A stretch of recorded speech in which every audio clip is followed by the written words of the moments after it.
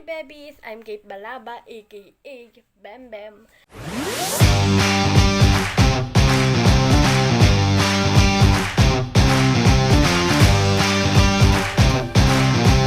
Welcome to my first vlog. At kung bago ka pa lang sa aking channel, mas bago ako. When?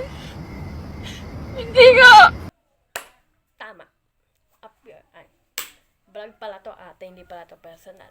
So, ang gagawin natin ngayon ay, dahil first vlog ko to, magka-Q&A ako with name drop challenge. Woo! So, magtatanong ako, ay may magtatanong, tapos sasagutin ko, and may pa-name drop tayo, bawal yung, hindi ko ina-name drop, hindi ko sabihin yung name. So, G. Okay? Okay. Parang may naamoy ako hindi maganda. So, nag-post po ako sa IG, and friend ko po yung aking mga kaibigan doon. So, nagsabi ako na, ask for my blog Q&A. Yeah.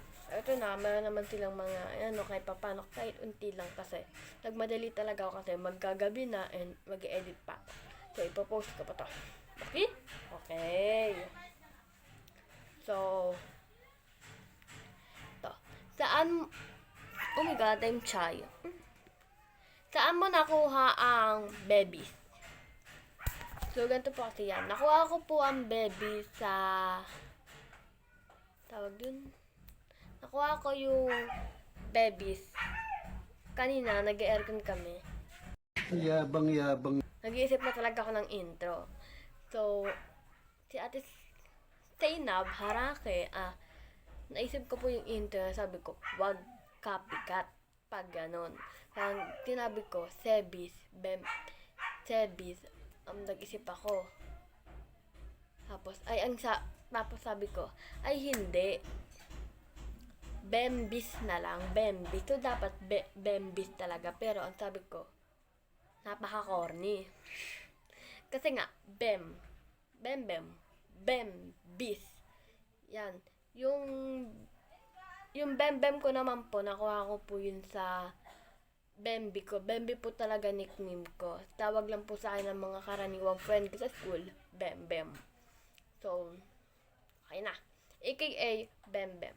Tapos, hindi ko po tinuloy yung Bembis. Ang ginawa ko na lang po, Babies. Hi, baby. Babies. So, pasensya na, bulol ako sa S. O, diba, bulol? So, question number 2. So, sabi dito, sa tingin mo, ano si Bem after 5 years? Sa tingin ko, ngayon pa kasi, masyado pa ako, ayusin natin yung camera. Masyado pa akong sobrang bata. Kaya yung utak ko parang,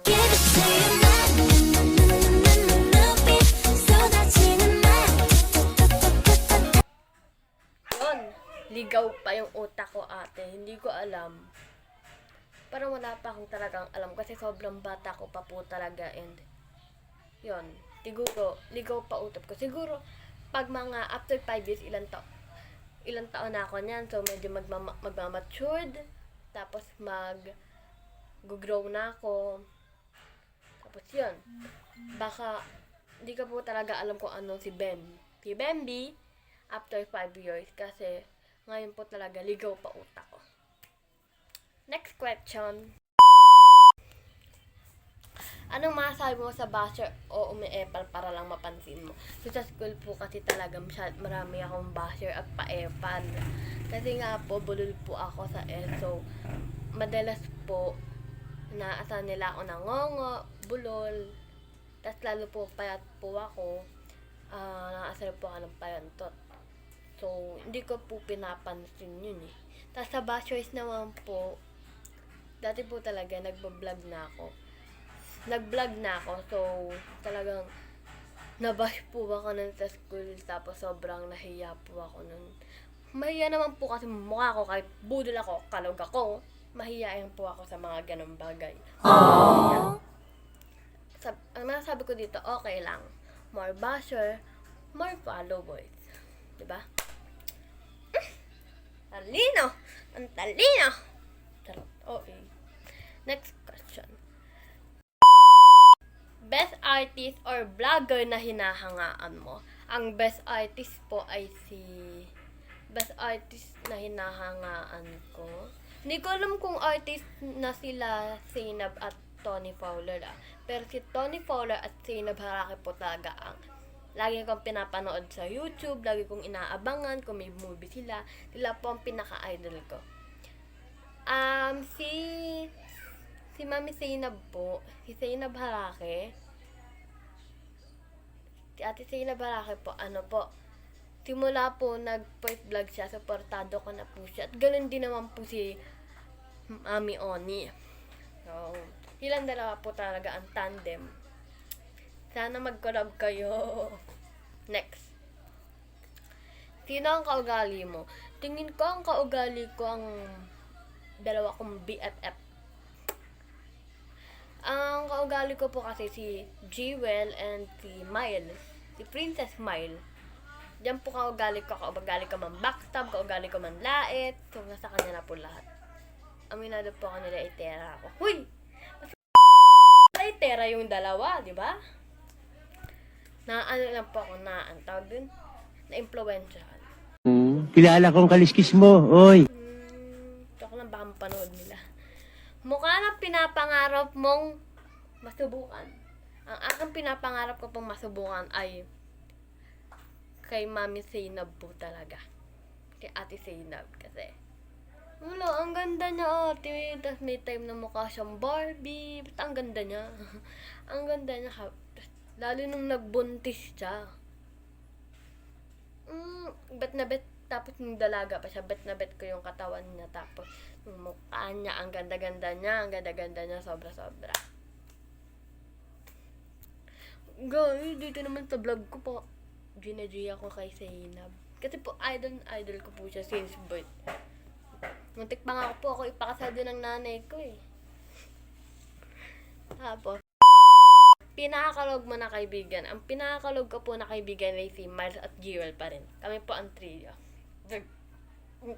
Yes po. Kaibigan mong matalino. Kaibigan ko pong matalino ay si Nathan at si Faith. Si Celso.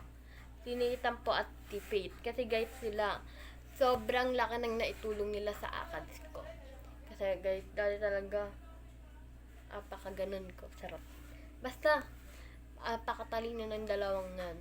Si Nathan po, with high honor sa amin, at si Faith naman po ay running for with high. Congrats sa inyong dalawa. Pinakamasarap magluto para sa'yo. Si mama ko lang po talaga. Si mama. Kasi guys, kasi hindi talaga ako nakain ng dalo spaghetti. Ang kinakainin ko lang po na spaghetti ay luto ni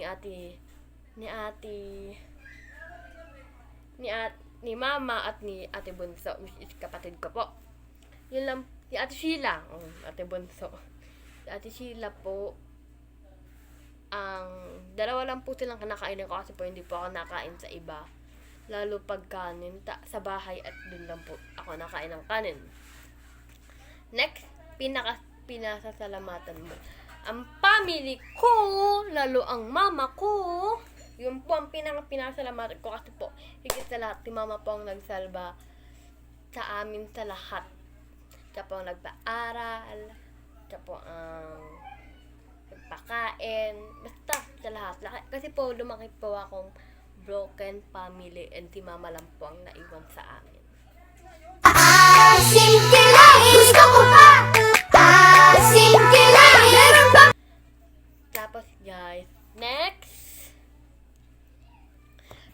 kaibigan mo na napapagkatiwalaan mo ng mga secret.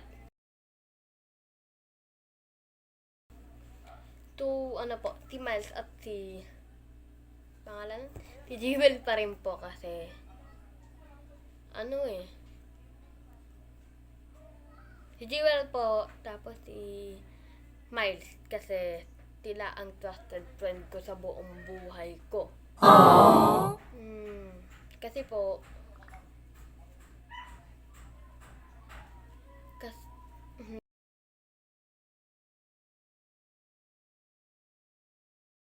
nag-loading na naman ako ate, kaya tila lang po ang pinaka-trusted ko sa buhay. Tila lang din po ang aking tila rin ang napapagkatiwalaan sa mga secret ko na hindi pwedeng malaman. Secret nga! Ano ba yan? At yun, and that's all. Thank you for watching, and don't forget to like, share, subscribe, and click the notification bell for more updating to upcoming video. Bye-bye. Good luck sa akin. Manifest niyo ako.